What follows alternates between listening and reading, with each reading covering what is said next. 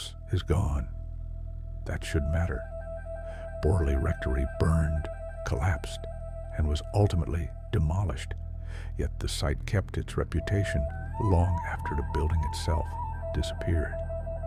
There should be nothing left here except a country road, an old church, a patch of open ground, and one of the most famous ghost stories in England. Borley has been called the most haunted house in England for decades. But the foundation did not send me here because of a story. They sent me because Borley was never marked closed. I'm standing near the old site now. The church is still here. The lane is still here. The trees are still here. And the ground where the rectory once stood feels wrong in a way I can't explain yet. Not dramatic, not theatrical, just wrong. The kind of silence that feels occupied. Most hauntings are tied to structure, a room, a staircase, a window, a wall that held too much grief for too long. But Borley was different. According to the archive, the site remained active even after the rectory was destroyed. Reports and legends persisted around the lane, the church, and the path where the nun was said to appear. That should not happen, not cleanly, not unless whatever was here was never fully inside the house to begin with.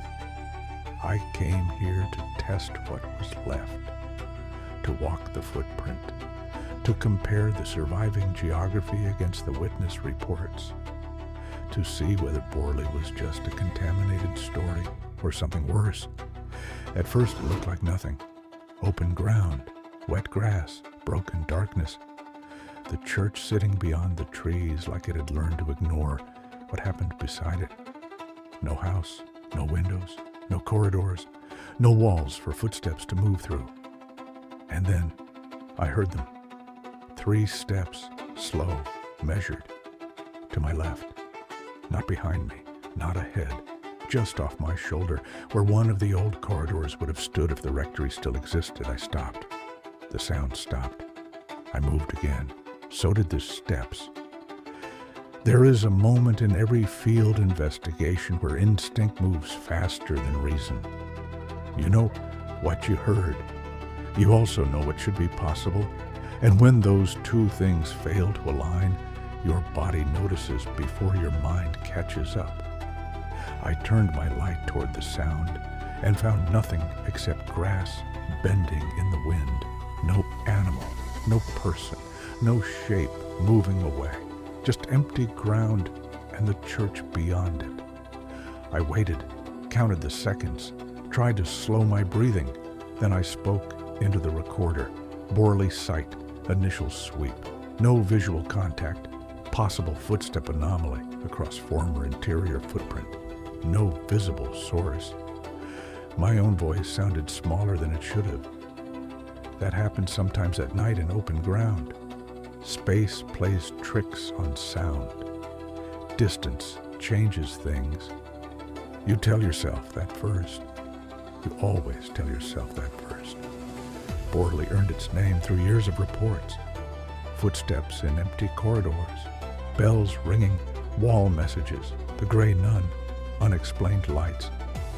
And later, the involvement of Harry Price, whose investigation helped make the case famous, even as it also made the case more controversial. That is, the part people forget. Borley wasn't just haunted. Borley was observed, documented, published, debated, stared at. The case grew under attention, and in the Foundation archive, that pattern mattered as much as the sightings themselves. I started walking the old line of the rectory very slowly, following the map I had memorized before coming out here. Front approach, main footprint, garden side, church end. I wanted to feel where the house had been, not because I trust atmosphere. I don't. Atmosphere lies. It is useful, but it lies. What matters is pattern, and Borley has one. Witnesses described a gray nun crossing the grounds near the church path, a detail that became one of the best-known parts of the entire legend. The path is still here, not fully preserved, not marked for visitors, but you can feel it if you know where to look. The land dips slightly. The hedge line breaks. The space between the church and the old rectory site still suggests movement, a route, a habit, a repetition. I stopped there and swept the light across the path. Nothing. Then the temperature changed. Not everywhere, just there. A narrow strip of air, colder than the rest, crossing the ground like an invisible current. It hit my hands first, then my face, then the back of my neck. I stepped into it. The cold deepened. I stepped back. Gone. I moved forward again. There. A clean band of freezing air crossing the path where the nun was supposed to appear. I crouched and held my hand lower. The cold remained at body height, not at the ground, not above it. A standing shape of cold. That was when I stopped thinking about folklore and started thinking about behavior. Because random cold doesn't organize itself like that. Not in a strip, not in a line, not where witnesses kept pointing for years. I raised the recorder. Borley site. Church path. Localized temperature anomaly. Linear. Roughly human width. No visible source. And then, just beyond the limit of the torch beam, something moved. Not fast, not lunging, not cinematic. A pale vertical shape crossing left to right, half concealed by mist and dark branches. The kind of sighting your brain tries to dismantle immediately. Fabric, fog, light scatter, a trick of distance. I moved toward it. The shape vanished. No footfall, no retreat, no sound at all. Just absence. There is something deeply unsettling about a sighting that does not perform for you. No dramatic reveal, no face, no threat display. Only the brief certainty that something occupied the space in front of you, followed by the equally certain fact that it no longer does. That is how people describe Borley when they are being honest.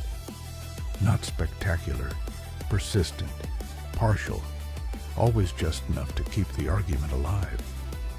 I stayed on the path for another minute, long enough for the cold to return, long enough for my right hand to go numb around the recorder, long enough to realize the site had already done something very specific. It had repeated the archive. Not perfectly, but closely enough.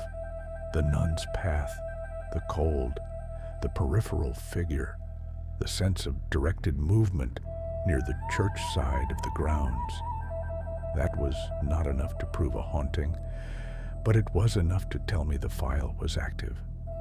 I backed away from the path and moved toward where the central rooms would have stood. The history of Borley is tangled because the case contains too many versions of itself. The Bull family reported strange happenings. Later, residents added more reports. Harry Price amplified the case through investigation and publicity. And later, critics challenged the evidence and accused some of it of being exaggerated or false. That kind of confusion usually ruins a case. For the Foundation, it marks one, because fraud and anomaly create the same operational problem when they exist together. Noise protects signal. A lie can bury the truth just as effectively as silence. I reached the middle of the old footprint and stopped. This had once been a house, a real place. Doors, rooms, stairs, domestic life, conversations at breakfast, candles at night, shoes on polished boards. And inside that ordinary structure, something built a reputation strong enough to survive its own destruction. I don't know how long I stood there before the sound started again. This time, it wasn't footsteps. It was a bell, faint, single strike. Not from the church tower. Lower than that, closer, a sharp metallic note somewhere inside empty air. Then another. I turned in a full circle with the light raised. Nothing. The third strike came from behind me. I pivoted hard and caught only the edge of motion at ground level, like a shadow cutting through mist where no shadow should exist. My chest tightened, not from fear, from pressure, the kind that comes before a storm when the air feels electrically wrong. I spoke into the recorder again, more quietly this time. Auditory event, bell-like tone, multiple strikes, direction unstable, no visible source, pressure change noted. The recorder crackled. At first I thought it was wind noise. Then the static shaped itself. A breath, a murmur, a voice too soft to be understood. I brought the device closer to my ear and heard nothing further, so I did the one thing I usually avoid in unstable cases. I addressed the site directly. If there is anything here, make it clear. No shouting, no challenge, just a statement. The silence that followed felt deliberate. 10 seconds, maybe 12. Then, behind me, in a voice so faint it seemed to arrive through the cold itself, I heard a single word: light. I turned so fast the beam jumped across the trees. No one there, no one on the road. No movement by the church, just darkness and my own breathing. The wall writings reported at Borley included appeals for help and references interpreted as spirit communication. And one recurring name associated with the case was Sunex Amores. I hadn't said that name aloud. I hadn't needed to. It was already in the file, already in the ground, already sitting in the back of my mind where old cases wait for the right trigger. I stepped out of the central footprint and took cover near the hedge line, partly to steady myself, partly to think. This is where bad investigations break down. The moment something answers, that is when ego enters the room. People think they've made contact. They think they've opened a line. Most of the time, they've only made themselves easier to read. Borley's problem was never just the haunting. It was responsiveness. The more attention the site received, the more structured the reported activity appeared to become. That pattern is one of the reasons the case matters so much in the foundation framing. I pulled the recovered memo from my coat pocket and read the surviving line again in the torchlight. Repeated public observation appears to increase structure within the phenomenon. That was not a ghost hunter's sentence. That was an analyst sentence, a containment sentence, a warning written by someone who had stopped asking whether Borley was real and started asking what happened when people watched it too closely. The wind shifted. Branches scraped somewhere beyond the church wall. Then I heard something that did not belong in that landscape at all. Wheels, distant, wooden, slow. A rolling sound from the lane, as if a carriage were moving over old ground where no carriage should have been. Phantom carriage reports are part of the wider Borley legend, alongside footsteps, lights, bells, and the nun. I cut the light toward the road and saw nothing, but the sound continued, not approaching, circling. That was worse. A moving sound with no visible source is unsettling. A moving sound that seems to orbit you as something else entirely. I stayed still and let it happen. One full arc, then another. Then silence. And with the silence came the windows. There are no windows here now, no upper rooms, no lit panes, no house. But for 2 seconds, maybe less, I saw 3 warm squares of light suspended in darkness exactly where the rectory's upper line would once have been. Not bright, not theatrical, only enough to suggest occupancy, enough to suggest rooms, enough to suggest that the missing building was trying to remember itself. I froze. The lights vanished. My first instinct was visual contamination, after images, torch reflection, expectation leak. But the geometry was wrong for that. The height was wrong. The spacing was wrong. And worse, it fit too neatly with the old reports of lights in rooms that should have been empty. That was the moment the case turned. Until then, I had been documenting anomalies. After that, I understood I was inside a response. Borley was not replaying itself at random. It was presenting elements of its own legend as I moved through the site. The path, the figure, the cold, the bell, the whisper, the carriage, the windows, not all at once, in sequence, as though the case were assembling recognition, as though it wanted me to understand where I was, or worse, as though it wanted to know whether I already did. I should have left then. That would have been the sensible decision. Get the audio, log the conditions, return in daylight, reassess. But there is a threshold in some investigations where leaving feels less safe than continuing, because once a phenomenon begins answering, walking away does not always end the exchange. Sometimes it follows in quieter ways. Memory, dream, repetition. I moved back toward the church path. The temperature dropped immediately, harder this time. The cold struck like water. My breath fogged white in front of me. And there, standing on the path itself, no more than 20 yards away, was the figure. Gray, human height, head covered. No face visible, not transparent, not glowing, just there. Still enough to be mistaken for stone if you saw it in daylight. But this was no statue, because when I lowered the torch, the figure remained. It wasn't in the beam.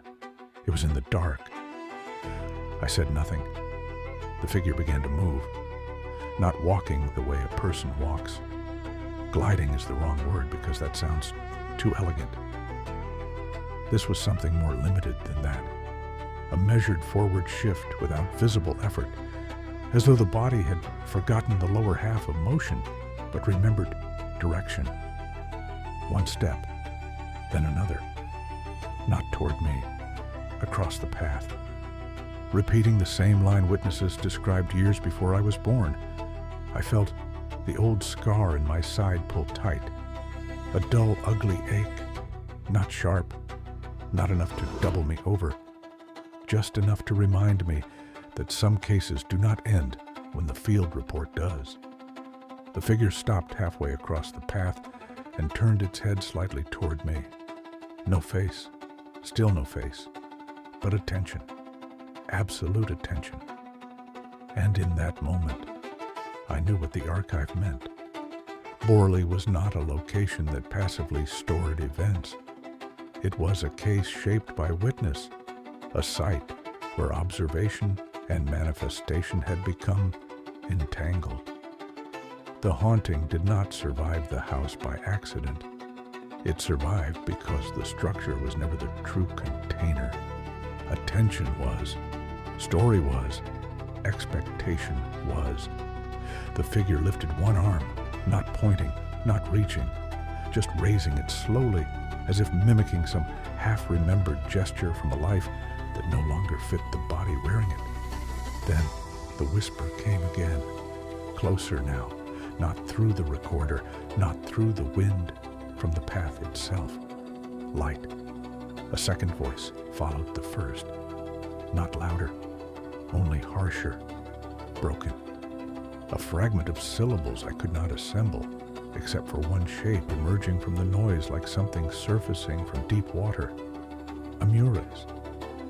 The name associated with the Borley wall writings and alleged communications was Sonix Amures, a detail tied closely to the case's most famous messages. I took one step back. The figure vanished. No fade, no movement away, just absence, as if the dark had closed over a cut in the air. Then every sound returned at once. Wind in the hedge, distant road noise, my own pulse. The pressure in my chest released so suddenly it almost hurt. I stood there for several seconds, trying to decide whether I had just witnessed an apparition or a perfect expression of suggestion amplified by conditions and prior knowledge. That is the trap Borley sets, not certainty, conflict. You see enough to believe, you doubt enough to retreat. And between belief and doubt, the case remains alive. I forced myself to make one final note into the recorder. Borley's site remains active. Phenomenon appears responsive to observer presence. Manifestations correspond to historic report pattern. Entity presentation consistent with none-path sightings. Auditory response includes request for light and partial vocalization, matching archived case language. Site, not dormant, not residual. Contaminated status, likely valid. My voice shook on the last sentence, not with panic, with anger. Because I understood then what the foundation had buried. Not proof of a haunting.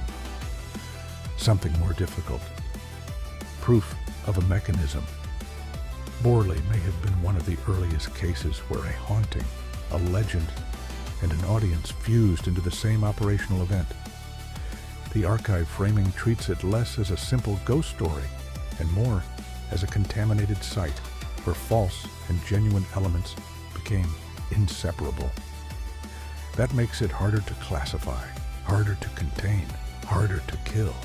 You can tear down a house, you can expose fraud, you can mock witnesses, you can publish corrections, you can spend decades arguing over whether Harry Price helped document Borley or helped distort it.